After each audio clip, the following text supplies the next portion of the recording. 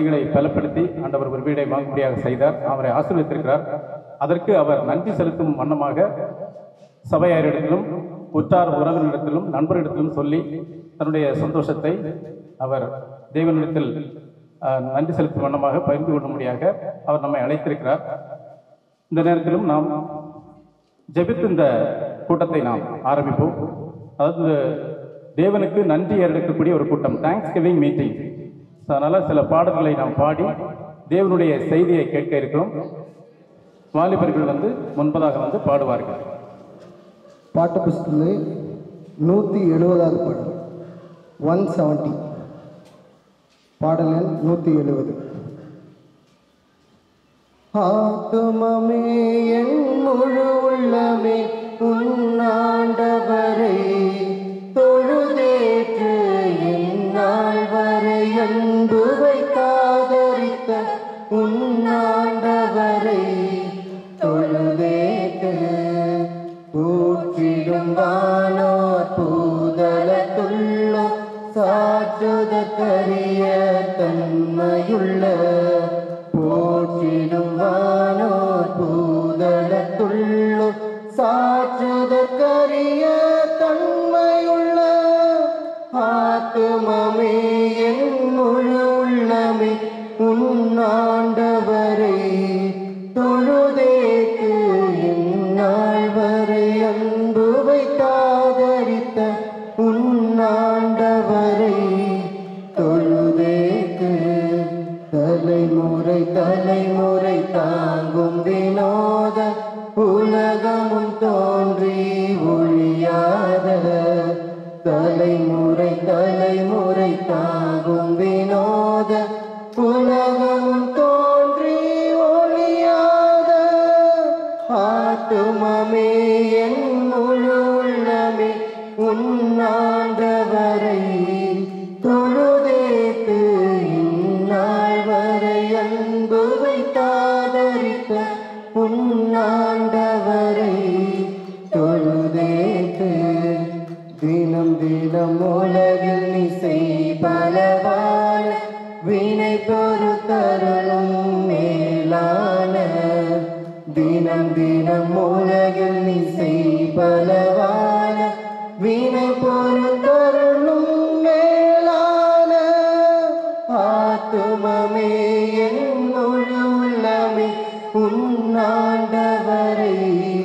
தொழுதேற்று இந்நாள் வரை அன்பு வைத்தாதரித்த உன்னாண்டவரை தொழுதேற்று விண்பினோய் துன்பம் மாற்றி அணைந்த போதரும் தயை செய்துய தந்த வாதை நோய் துன்பம் மாற்றி அணைந்த போதரும் தயை செய்துய தந்த ஆத்துமமே என் முழு உள்ளமே உன்னாண்டவரை தொழுதேற்று இந்நாள் வரை அன்பு வைத்தாதரித்த உன்னாண்டவரை தொழுதேற்று ஊற்றுணர் கல்வி உரிமை பாராட்டும் மூற்றும் கிருபையினால் முடிசூட்டும்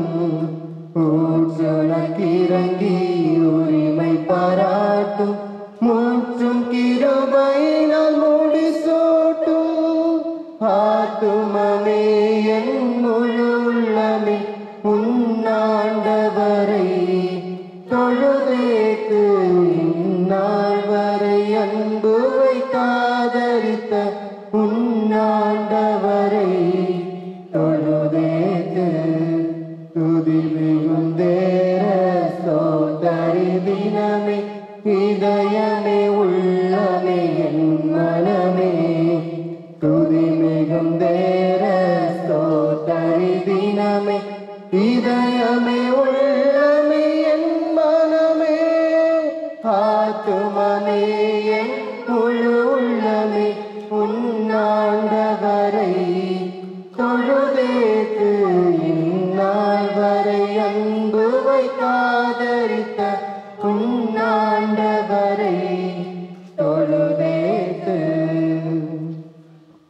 இந்த நிகழ்ச்சியில் கலந்து கொள்ள வந்திருக்கிற உங்கள் அனைவரையும் இயேசு கிறிஸ்துவின் இனிய நாமத்தில் சாலிகிராமம் சபையின் சார்பாக வரவேற்கிறோம்.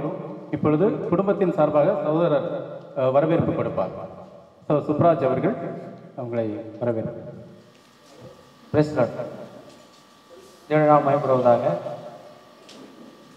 கர்த்தர் இயேசு கிறிஸ்து நாமத்தில் எங்களுடைய குறுகிய கால அழைப்பை ஏற்று வந்திருக்கும் ஒருவரையும் சகோதரி கிரேஸ் பாண்டி அவருடைய குடும்பத்தின் சார்பாகவும் சகோதரி செண்டு அவருடைய குடும்பத்தின் சார்பாகவும் உங்களை அனைவரையும் இருவகுப்பை வரவேற்கிறோம். இந்த நாளிலே விசேஷமாக குன்றத்தூர் பகுதியிலே குடும்பமாக தங்கியிருந்து தேவனுடைய பணியை எந்த ஒரு எதிர்பார்ப்பும் இல்லாமல் அவர்கள் வாடகை வீடு எடுத்து இந்த இறைப்பணியை செய்து கொண்டிருக்கிறார்கள். சகோதரர் சைலஸ் அவர்களை அறிமுகப்படுத்தி சகோதரி அவர்களை கடந்துட்டு நாம் வரவேற்போம். அவர் நல்ல ஆங்கிலத்திலே புலமை பெற்றவர்கள், நல்ல ஒரு டிரான்ஸ்லேட்டர். அவங்க நினைத்திருந்தால் நல்ல காலேஜிலே வேலைக்கு சேர்ந்து 2 லட்சம் ரூபாய் சம்பாதித்திருக்கலாம். ஆனால் அந்த மாதிரி இல்லாமல் மனுஷன் உலகம் முழுவதையும் ஆதாயப்பட்டுக் கொண்டாலும் அவருடைய ஜீவனை நஷ்டப்படுத்தினால் அவருக்கு லாபம் என்ன என்ற கேள்விகள் கூட அந்த பகுதி வீட்டிலே அங்கிருந்த மக்களை தன்னுடைய வீட்டிற்கு வரவழைத்து அவர்களை அன்பாக விசாரித்து அவர்களுக்கு இறைப்பணியை குடும்பமாக தங்கி செய்து கொண்டிருக்கிறார்கள். அவருடைய மனைவி ஒரு மெடிக்கல் அட்வைசர். அவர்களே நாங்கள் சகோதரி எஸ்ஆர் சைலஸ் அவர்களே நாங்கள் கறந்துட்டு வருகிறோம். அவர்கள் ஏர்போர்ட் ஹாஸ்பிட்டலில் அவர்கள் சிறு குழந்தைகளை கவனிக்கூடிய பொறுப்பில் இருக்கிறார்கள். அவர்களும் எந்த மனத்தாங்களும் இல்லாமல் அவர் வீட்டுக்கு வருகிறவர்களை சிறு பிள்ளைகளை அன்போடு அரவணைத்து அவர்களை உபசரித்து இறைப்பணியை அவர்கள் குடும்பமாக செய்து கொண்டிருக்கிறார்கள். ஏர்போர்ட் ஹாஸ்பிட்டல் கேள்விப்பட்டிருப்பீர்கள். வலசரவாக்கம், தாம்பரம், இரும்புலியூர் மற்றும் இரும்பாக்கம் போன்ற பகுதியில் இருக்கிறது. இதற்காக சொல்லி என்னென்றால் இன்றைக்கு உலகத்திலே ஒரு குறைந்த ஒரு நல்ல ஞானமோ வசதியோ இருந்தால் அவர்கள் சுகபோகமாக வாழ வேண்டும் நினைப்பார்கள். ஆனால் அவர்கள் இந்த குன்றத்தூர், புள்ளச்சேரி, இன்னும் வருகிற காலங்களே அனாத்தூர், பம்மல் போன்ற பகுதியில் அவர்கள் இறைப்பணியை செய்ய இருக்கிறார்கள். அதில் இந்த நாளில் சிறப்பு செய்தி கொடுக்கும்படியாக சகோதரர் எஸ்எஸ் சைலசர் குடும்பத்தரை நாங்கள் வரவேற்கிறோம். மட்டுமில்லாமல் சென்னை சாலிகிராம் கிறிஸ்தவ சபை மூப்பர்களையும் விசுவாசிகளையும் சகோதர சகோதரிகளையும் நாங்கள் குடும்பமாக வரவேற்கிறோம். நான் 2000 ஆண்டு திருமணமான பொழுது இருந்து கிட்டத்தட்ட 23 ஆண்டுகளாக சென்னை சாலிகிராம் கிறிஸ்தவ சபையில் நாங்கள் அழைக்கப்பட்டு வருகிறோம். அவர்கள் எங்களுக்காக ஜெபித்து எங்களுடைய சகல இன்ப துன்ப நிகழ்ச்சிகளிலும் எங்கள் குடும்பத்தை கலந்து கொண்டு எங்களுக்கு அவர்கள் ஜெபித்து உதவி செய்து வருகிறார்கள். அவருடைய அன்புக்காக நாங்கள் அவர்களை நன்றி சொல்லி வாழ்த்து வருகிறோம். குடும்ப சபையிலிருந்து வந்திருக்கிற அருமையான விசுவாசிகள் அவர்கள் நன்றி சொல்கிறோம். சென்னை விஜயா மருத்துவமனையில் பணியாற்றக்கூடிய டாக்டர்ஸ், நர்சிங் அசிஸ்டன்ட் மற்றும் டெக்னீஷியன் அவர்களை நாங்கள் குடும்பமாக வரவேற்கிறோம். சென்னை தாம்பரம் மெஸ்ஸில் பணியாற்றக்கூடிய மேனேஜர்ஸ், இன்ஜினியர்ஸ், டெக்னீஷியன் அவர்களை நாங்கள் வாழ்த்தி அன்போடு நாங்கள் வரவேற்கிறோம். குறிப்பாக சொல்ல வேண்டும் என்றால் நாங்கள் ஒரு குறுகிய காலத்திலே இப்படி ஒரு தங்குமிடத்தை வாங்க வேண்டும் என்று ஆலோசனை கொண்டிருந்தோம். அதற்கு நாங்கள் கூப்பிட்ட பொழுதெல்லாம் வந்து உதவி செய்த இன்ஜினியர் கோகுல்ராஜ் அவர்களுக்கு நாங்கள் நன்றி சொல்கிறோம். இன்ஜினியர் சசிகுமார் மற்றும் மாரிமுத்து மற்றும் பிரகாஷ் அவர்களுக்கு நாங்கள் நன்றி சொல்கிறோம். அவர்கள் வந்து சில ஆலோசனைகள் கொடுத்தார்கள். தொடர்ந்து எங்களுடைய உறவினர்கள், அன்பானவர்கள், கே ஈஸ்வரி பிராட்டி வசிக்கக்கூடிய இனபந்துக்கள் அவர்களையும் நாங்கள் இறக்க தரம் குப்பியாக நாங்கள் வரவேற்கிறோம். காரணம் என்றால் நாங்கள் அந்த கே ஈஸ்வரி போகும்பொழுதே ஒருவர்களுக்கு தெரியாது, ஆனால் அன்பாக பழகக்கூடியவர்கள். ஒரு ஃபெஸ்டிவல் நாள் மட்டுமல்ல, ஒரு தீபாவளியோ பொங்கலோ மற்ற நாள் மட்டுமல்ல, அவர்கள் வீட்டிலே என்ன விருந்து செய்வார்களோ அதெல்லாம் ஒரு பிளேட் நிறையா வைத்து எங்களுக்கு கொண்டாந்து கொடுப்பார்கள். எங்கள் குடும்பத்திற்கு எங்கள் பிள்ளைகள்லாம் கேட்பார்கள், பலகாரம் கொடுக்கலாம், ஏதோ 1-2 கொடுக்கலாம், இது என்ன டாடி சட்டு நிறையா வச்சு கொடுக்குறாங்க அப்படி சொல்லுவாங்க. எல்லாம் சுட சுட கொண்டு எங்களுக்கு ஸ்பெஷலாக கவனிப்பார்கள். அன்பா நேசிக்கக்கூடிய கேஇகே அருமையான குடும்பத்துக்கு அனுசரிக்கிறோம். தொடர்ந்து இன்னும் வந்திருக்கிற எங்களுடைய நண்பர்கள், இக்கேஸ் போன்ற நண்பர்கள், தொடர்ந்து தூரங்களில் வந்திருக்கிற ஒரு நாங்கள் குடும்பமாக வாழ்த்தி வரவேற்கிறோம். ஒரு குறிப்பிட்ட நேரத்தில் நாங்கள் இந்த நிகழ்ச்சியை நிறைவு செய்ய வேண்டும் என்று விரும்புகிறபடினாலே என்னுடைய வரவேற்பையும் நன்றி வரையும் உங்களுக்கு நான் தெரிவித்துக் கொண்டிருக்கிறேன். தேங்க்யூ. இப்பொழுது நாம் தெய்வ வசனத்தை கேட்க இருக்கிறோம். குன்றத்தூர் பகுதியிலே தேவனுடைய ஊழியத்தை செய்து வருகிற அன்பு சகோதரர் சைலஸ் அவர்கள் தேவ செய்தியை நமக்கு கொண்டு வருவார். ஆண்டவரும் இரட்சகருமாகிய அருளாளர் இயேசு கிறிஸ்துவினுடைய ஈடற்ற நாமம் மகிமைப்படுவதாக. இந்த நாளிலும் சகோதரர் சுப்ராஜ் அவர்களுடைய குடும்பத்திற்கு என்னுடைய நன்றிகளை தெரிவித்துக் கொள்கிறேன். இந்த இடத்திலே தெய்வத்தினுடைய வார்த்தையை அறிவிக்கும்படியாக எனக்கு அழைப்பு கொடுத்து இங்கே என்னை அழைத்ததற்காக உங்களுக்கு நன்றிகளை தெரிவித்துக் கொள்கிறேன். எப்படி வீடு வாங்கினார் எனக்கு தெரியல. இன்னைக்கு நிலத்தினுடைய விலையை கேட்டா, வீட்டினுடைய விலையை கேட்டா பயமா இருக்குது. ஒவ்வொரு நாளும் விலை ஏறிக்கிட்டே போகுது இல்லையா?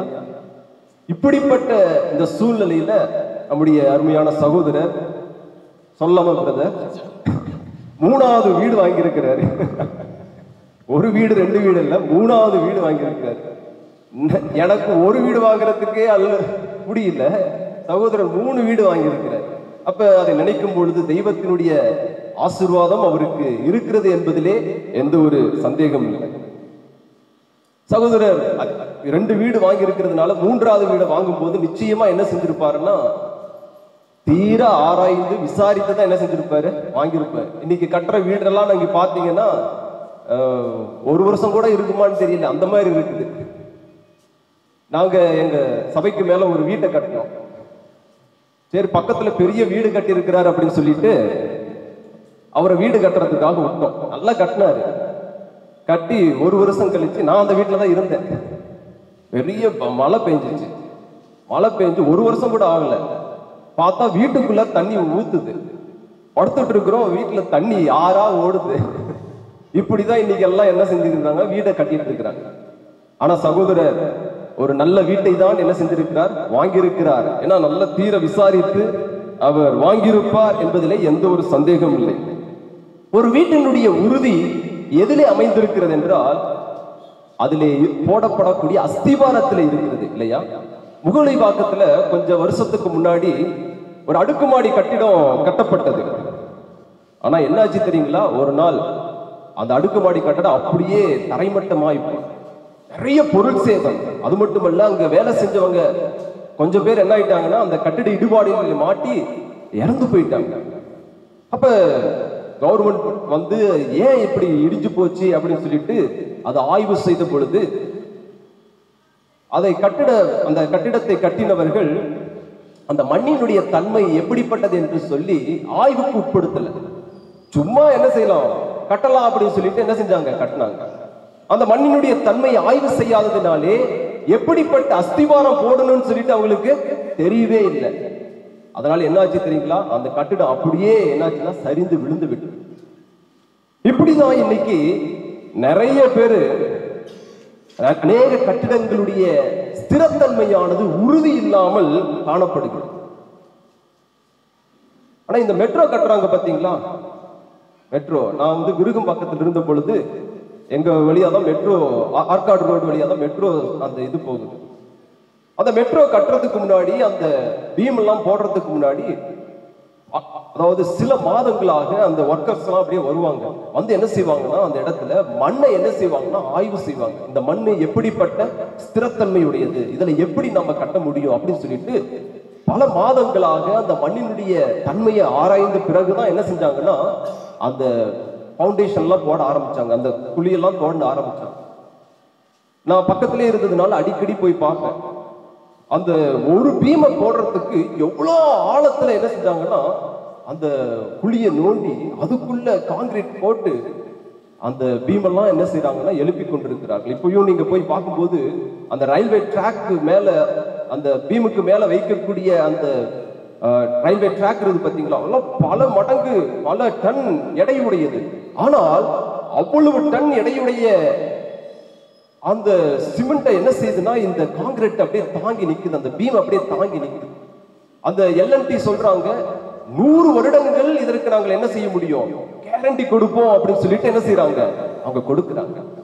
இதெல்லாம் இதன் நிமித்தமாக தான் இந்த LNT உலக அளவிலே நம்பத்தகுந்த ஒன்றாக என்ன செய்கிறது இருக்குது இல்லையா?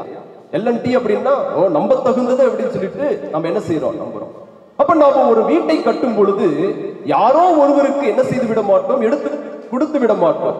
யாரோ ஒருத்தங்க கட்டட்டும், ஏதோ ஒரு இன்ஜினியர் கட்டட்டும் அப்படின்னு சொல்லிட்டு என்ன செய்ய மாட்டோம், கொடுக்க மாட்டோம். யார் சிறந்தவர்களோ, யார் மிக நேர்த்தியாக செய்வார்களோ, நல்ல ஸ்திரத்தன்மையோடு யார் கட்டுவார்களோ அவர்களுக்கு தான் என்ன செய்வோம், நம்முடைய வீட்டை கட்டும்படியாக எடுத்து கொடுப்போம் இல்லைங்களா? இப்படி நாம் இந்த வீட்டை கட்டுவதற்கு இவ்வளவு ஆய்வு செய்து, இவ்வளவு முயற்சி செய்து, பண செலவு செய்து நாம் என்ன செய்கிறோம், நாம் வாழக்கூடிய வீட்டை நாம் என்ன செய்கிறோம், கட்டுகிறோம். என்னை கேட்டுக்கொண்டிருக்கிற பிரியமானவர்களே, இந்த மாலைவெளியிலே உங்களுடைய ஆன்மீக வாழ்வில் மிகவும் நம்பத்தக்க ஒரு கட்டிட நிபுணரை உங்களுக்கு அறிமுகப்படுத்தும்படியாக நான் ஆசைப்படுகிறேன் இல்லையா? நாம் ஒருவரை நம்பினால்தான் நம்ம என்ன செய்வோம், அவரிடத்துல நாம் நம்மை ஒப்புக் கொடுப்போம். நம்ம வீட்டை கட்டுவதற்கு நாம் கொடுக்கிறோம். அதை போல நம்முடைய ஆன்மீக வாழ்விலே நம்பத்தகுந்த ஒருவரிடத்திலே உங்கள் வாழ்க்கையை கொடுப்பீர்கள் என்றால் அது எவ்வளவு சால சிறந்ததாக இருக்கும் என்பதை தான் இந்த மாலைவெளியிலே இந்த கூட்டத்தின் மூலமாக உங்களுக்கு அறிவிக்கும்படியாக நான் ஆசைப்படுகிறேன். ஒரு வேத வசனத்தை உங்களுக்கு நான் வாசிக்கிறேன். யோபுவின் புஸ்தகம் 38ஆம் அதிகாரம் 4வது வசனத்திலிருந்து நான் படிக்கிறேன். நான் பூமியை அஸ்திபாரப்படுத்துகிற போது நீ எங்கே இருந்தாய்? நீ அறிவாளியானால் அதை அறிவி. அதற்கு அளவு குறித்தவர் யார்? அதன் மேல் நூல் போட்டவர் யார்? இதை நீ அறிந்தாயானால் சொல்லு. அதன் ஆதாரங்கள் எதின் மேல் போடப்பட்டது? அதன் கோடிக்கல்லை வைத்தவர் யார்? இங்கே யோபு என்கின்ற தேவ மனிதனுக்கு இறைவன் சவால் விடுகிறார், ஒரு கேள்வியை கேட்கிறார்.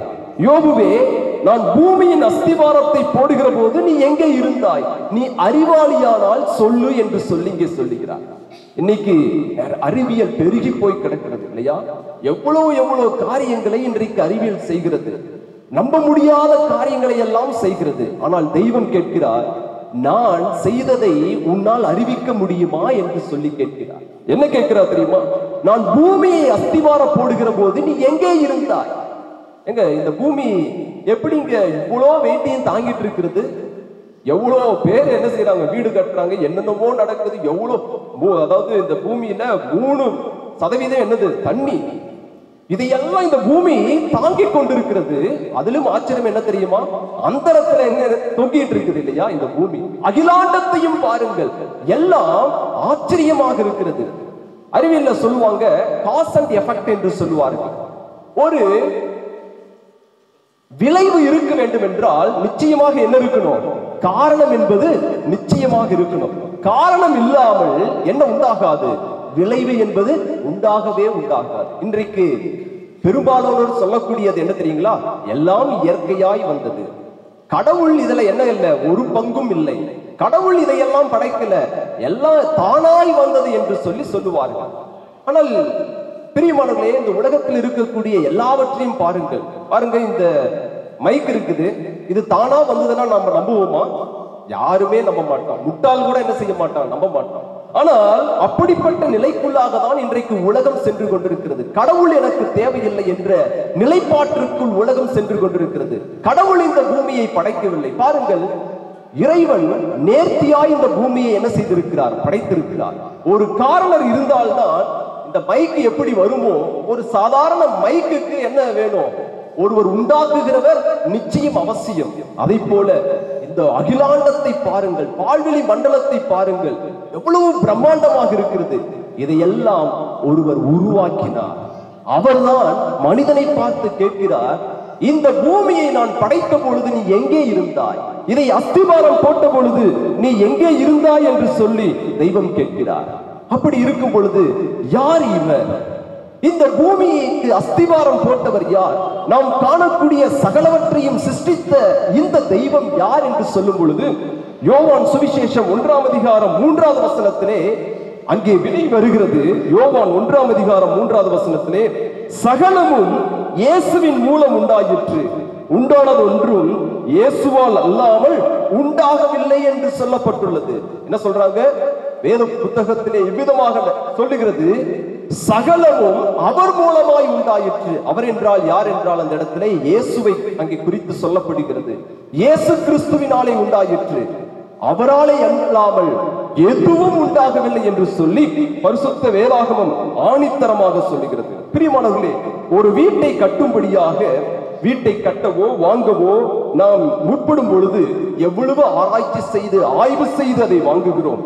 உங்களுடைய ஆன்மீக வாழ்க்கைக்கு, நித்திய வாழ்க்கைக்கு, மறுமை வாழ்க்கைக்கு யாரை நீங்கள் நம்பி வாழ்ந்து கொண்டிருக்கிறீர்கள்? யாரிடத்திலே உங்களுடைய வாழ்க்கையை ஒப்பு கொடுத்திருக்கிறீர்கள்? இந்த சாதாரண பில்டிங்கை வாங்குறதுக்கு இவ்வளவு ஆராய்ச்சி செய்கிறோம், ஆனால் நம்முடைய ஆன்மீக வாழ்க்கைக்கு யாரிடத்திலே நாம் ஒப்பு கொடுத்திருக்கிறோம்? இன்றைக்கு அநேகர் மனிதர்களிடத்திலே தங்கள் வாழ்க்கையை, ஆன்மீகத்தை ஒப்பு கொடுத்திருக்கிறார்கள், மனிதர்களை நம்புகிறார்கள். பிரியமானவர்களே, மனிதர் இன்றைக்கு அநேகர் என்ன செய்கிறார்கள் என்றால், மனிதர்களை நம்பி ஏமாந்து போகக்கூடிய உலகத்திலே நாம் வாழ்கிறோம்.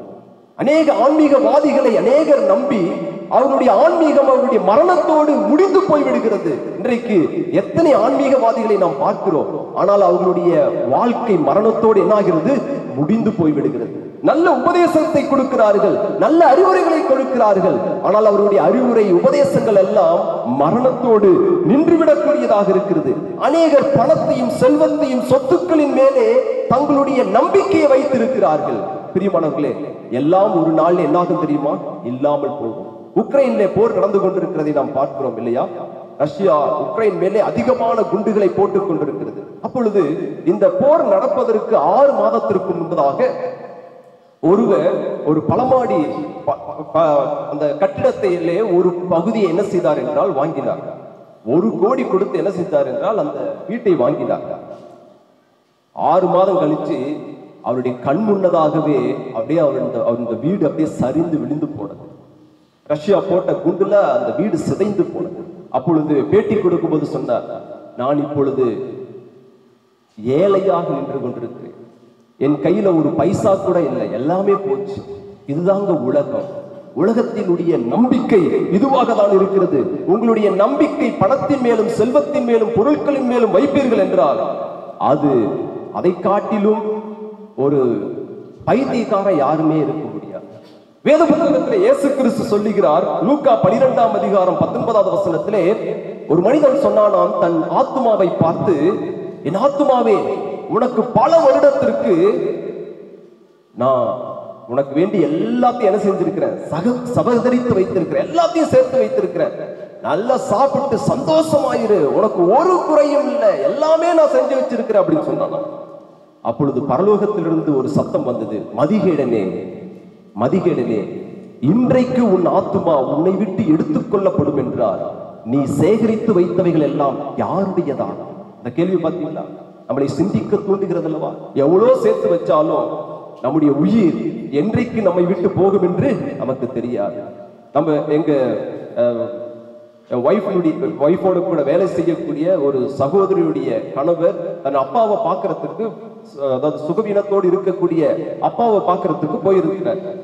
அவர் அப்பா ஒரு மரண தருவாயிலே இருக்கிறார்.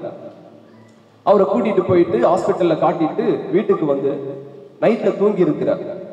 தூங்குனவர் காலையில என்ன செய்ய முடியல, எந்திரிக்க முடியல. எதுக்காக வந்தாரு? அப்பாவை ஹாஸ்பிட்டல் கூட்டிட்டு போறதுக்காக வந்தவரு அங்கேயே என்ன ஆயிட்டார் தெரியுமா? நைட்ல இறந்து போயிட்டார். காலையில எழுப்புறாங்க, அவர் எந்திரிக்கவே இல்லை. இதுதாங்க மனிதனுடைய வாழ்க்கை.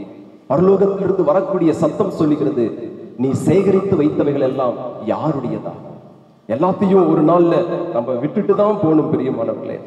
இப்படிப்பட்ட நிலையிலே ஆண்டவராகிய இயேசு கிறிஸ்து சொல்லக்கூடிய ஒரு வார்த்தையை உங்களுக்கு நான் அறிமுகப்படுத்தி வைக்கிறேன். லூக்கா 6ஆம் அதிகாரம் 47வது வசனத்திலே, என்னிடத்தில் வந்து என் வார்த்தைகளை கேட்டு அவைகளின்படி செய்கிறவன் யாருக்கு ஒப்பாய் இருக்கிறான் என்று உங்களுக்கு காண்பிப்பேன்.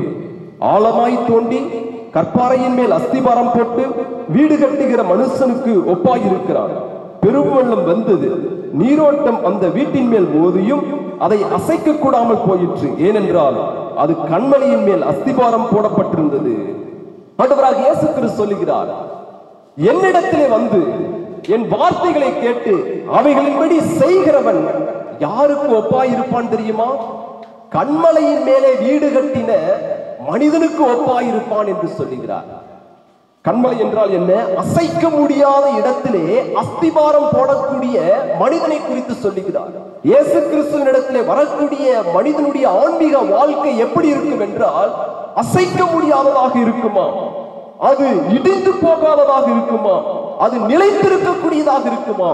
எவ்வளவு பிரச்சனைகள் வந்தாலும் அங்கே சொல்லுகிறார், பெருவெள்ளம் வந்து நீரோட்டம் அந்த வீட்டின் மேல் மோதியும் அதை அசைக்க கூடாமல் போயிற்று. பிரியமானவர்களே, அருள்நாதர் இயேசு சொல்லுகிறார், என்னிடத்திலே நம்பிக்கையாக இருக்கிற மனுஷனுடைய வாழ்க்கை இவ்விதமாக இருக்கும் என்று சொல்லுகிறார்.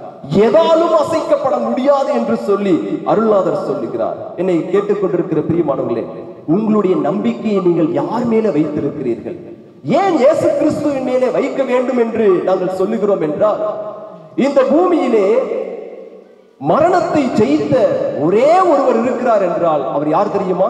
இயேசுநாதர் மட்டும்தான். இன்றைக்கும் எருசலேமிலே அவருடைய கல்லறை திறந்து இருக்கிறது. எல்லா கல்லறையும் இன்றைக்கு மூடி இருக்கும் பொழுது அவருடைய கல்லறை மட்டும் திறந்திருக்கிறது. அவர் சொன்னார், என்னை விசுவாசிக்கிறவன் மரித்தாலும் பிழைப்பான் என்று சொன்னார். அவருடைய வார்த்தை வெறும் உபதேசமாக மட்டுமில்லை, வெறும் வார்த்தையாக மட்டுமில்லை, அது உண்மையாகவும் இருந்தது. அதை அவரே செய்து காட்டினார். அவர் மரித்தார், ஆனால் 3ஆம் நாளிலே உயிரோடு என்ன செய்தார் தெரியுமா? எழுந்தார். இன்றைக்கு அநேக ஆன்மீகவாதிகளுடைய கல்லறைகள் இன்றைக்கும் மூடி இருக்கிறது. அவர்களை நம்பக்கூடிய மனிதர்களுடைய நம்பிக்கை என்னவாயிற்று? சரோஜினி நாயுடு நமக்கு தெரியும் இல்லையா? இந்தியாவில் பாடும் குயில் என்று சொல்வார்கள். அவர்கள் காந்திஜியினுடைய கல்லறையிலே சென்று காந்திஜி மரித்து 3ஆம் நாளிலே இவ்விதமாக பாடினார்களாம், காந்திஜி காந்திஜி நீங்கள் மரித்து 3 நாள் ஆகிவிட்டது, இயேசு கிறிஸ்து மரித்து 3ஆம் நாள் உயிர்த்தெழுந்தார், நீங்களும் எந்திரிக்கலாமே, எழுந்திருங்கள் என்று சொன்னார். ஆனால் அவருடைய கல்லறை இன்றைக்கும் மூடிதான் இருக்கிறது. அவர் மரணத்தை ஜெயிக்க முடியவில்லை. என்னை கேட்டுக்கொண்டிருக்கிற பிரியமானவர்களே, ஏன் இயேசு கிறிஸ்துவின் மேலே நம்பிக்கை வைக்கும்படியாக சொல்லுகிறோம் என்றால், அவர் வெறும் உபதேசத்தை மட்டும் சொல்லிவிட்டு செல்லவில்லை இந்த உலகத்திற்கு. அவர் சொன்ன உபதேசத்தின் படியாகவே வாழ்ந்து காட்டினார், அதை நிரூபித்தும் காட்டினார். அவர் இன்றைக்கும் உயிரோடு இருக்கிறார். இயேசுநாதர் சொன்னார், யோவான் 14ஆம் அதிகாரத்திலே, உங்கள் இருதயம் கலங்காது இருப்பதாக, தேவனிடத்தில் விசுவாசமாயிருங்கள். விசுவாசம் என்னது? நம்பிக்கையாயிருங்கள். என்னிடத்திலும் நம்பிக்கையாயிருங்கள், நான் திரும்ப வருவேன் என்று சொல்லியிருக்கிறார். இன்றைக்கு எத்தனையோ போதனைகள் இந்த பூமியில இருக்கிறது, எத்தனையோ மத தலைவர்கள் இருக்கிறார்கள். ஆனால் யாருமே இந்த வார்த்தையை சொன்னதில்லை. என்ன வார்த்தை தெரியுமா? நான் திரும்ப வருவேன் என்று சொல்லி. எதற்காக தெரியுமா வருகிறார்? நம்மை யாரெல்லாம் அவரை நம்பி இருக்கிறார்களோ அவர்களை கூட்டி செல்லும்படியாக வர இருக்கிறாரா? என்னை கேட்டுக்கொண்டிருக்கிற பிரியமானவர்களே, இந்த மாலை வேளையிலே உங்களுடைய நம்பிக்கை யார் மேல் இருக்கிறது? இயேசுநாதர் சொல்லுகிறார், என்னிடத்தில் வந்து என் வார்த்தையை கேட்டு அவைகள் மேல் அதன்படி செய்கிறவன் அவன் உறுதியான அஸ்திபாரத்தின் மேலே போட்ட ஒரு மனிதனாக இருக்கிறான். அவன் வாழ்க்கையிலே அவன் அசைக்கப்படுவதில்லை, அவன் வாழ்க்கை அங்கே அழிந்து போவதில்லை. இந்த அசைக்க முடியாத வாழ்க்கை என்று சொல்லும் போது எதை காட்டுகிறது தெரியுமா? இயேசு கிறிஸ்து நித்திய ஜீவனை தருகிறார், சொர்க்கத்தை நமக்கு தரார்.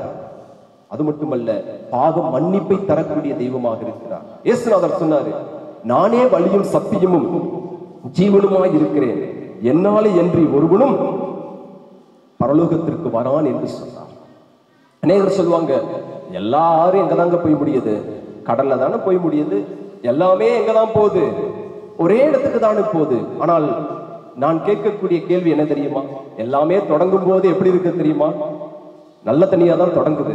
ஆனா போய் முடியக்கூடிய இடம் என்னது? எல்லாமே வாயில கூட வைக்க முடியாது, எது? உப்பு தண்ணியில போய் முடியுது.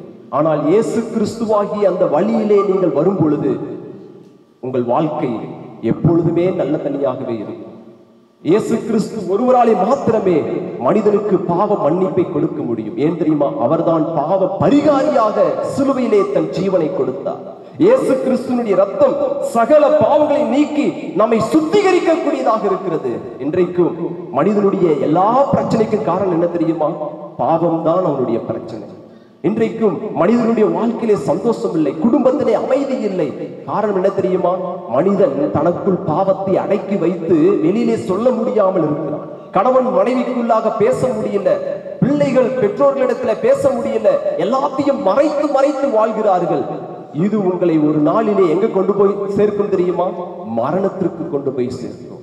ஆனால் இயேசுநாதர் சொல்லுகிறார், என்னிடத்திலே வருத்தப்பட்டு பாரம் சுமக்கிறவர்களே, நீங்கள் எல்லாரும் என்னிடத்திலே வாருங்கள், நான் உங்களுக்கு இளைப்பாறுதல் தருகிறேன் என்று சொல்லுகிறார். பிரியமானவர்களே, இயேசு கிறிஸ்துவின் மேலே உங்களுடைய நம்பிக்கை வைப்பீர்கள் என்றால் அதை காட்டிலும் ஒரு மிகப்பெரிய ஆசீர்வாதம் இந்த உலகத்திலே எதுவுமே இல்லை. ஒரு வீட்டை கட்டும் பொழுது எவ்வளவு பார்த்து பார்த்து கட்டுகிறோம். நம்முடைய நித்திய வாழ்க்கைக்கு நாம் எதை நம்பி இருக்கிறோம்? நித்திய ஜீவனை தரக்கூடிய இயேசு கிறிஸ்துவை நம்பும்படியாக நாங்கள் இந்த மாலை வேளையிலே கேட்கிறோம். அடுத்ததாக 49வது வசனத்திலே தெய்வம் சொல்லுகிறார், என் வார்த்தையை கேட்டு அவைகளின்படி செய்யாதவனோ அஸ்திபாரம் இல்லாத மணலின் மேல் வீடு கட்டினவனுக்கு ஒப்பாயிருக்கிறான். நீரோட்டம் அதன் மேல் மோதினவுடனே அது விழுந்து முழுவதும் அழிந்தது என்றார். ஆண்டவர் சொல்லுகிறார், என்னிடத்திலே வந்து என் வார்த்தையை கேட்கிறீங்க, அதோடு போதாதுங்க.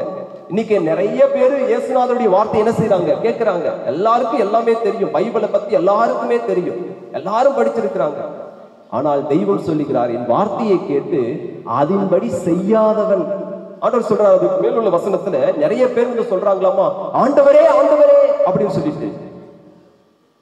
கிறிஸ்டியனுக்கு தான் சொல்றாரு, எல்லாம் ஜெபம் பண்றாங்க, ஆண்டவரே ஆண்டவரேன்னு சொல்றாங்க. ஆனால் தெய்வம் சொல்லுகிறார், உன்னை அறியே, நரகத்துக்கு போ அப்படின்னு சொல்லுவார்.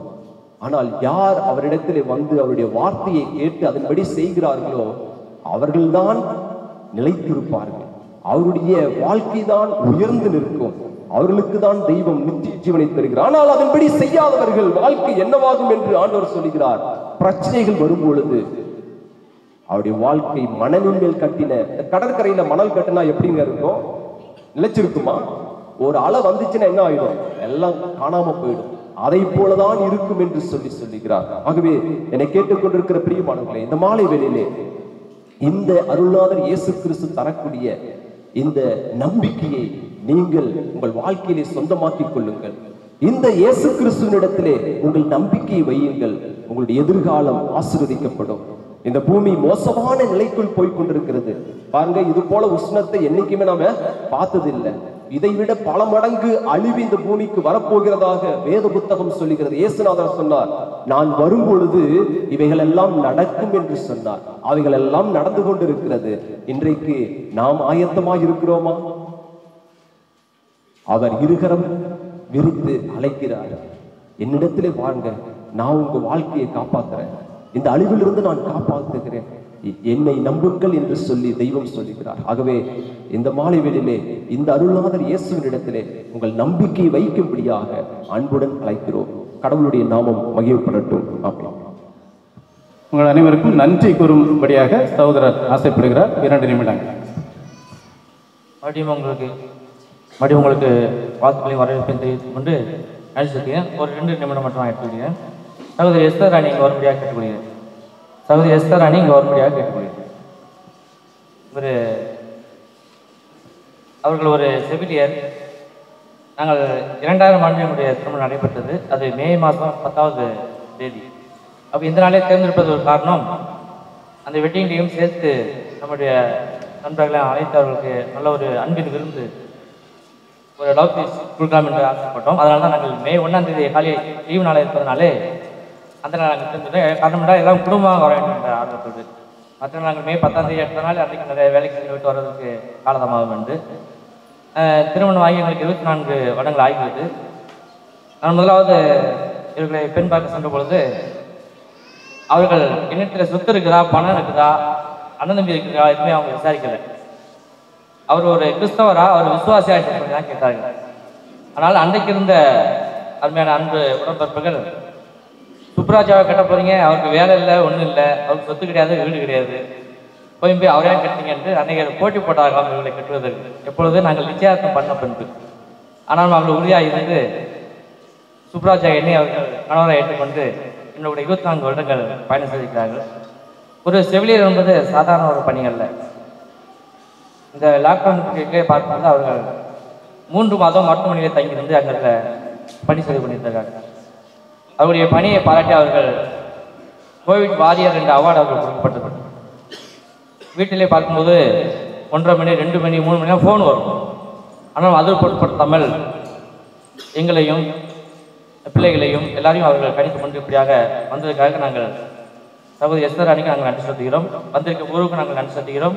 நீங்கள் அனைவரும் தவறாமல் எங்களுடைய விருந்திலே கலந்து முடியாக அன்பாக கேட்டுக்கொள்கிறேன். 2 கவுண்டர் இருக்கிறது.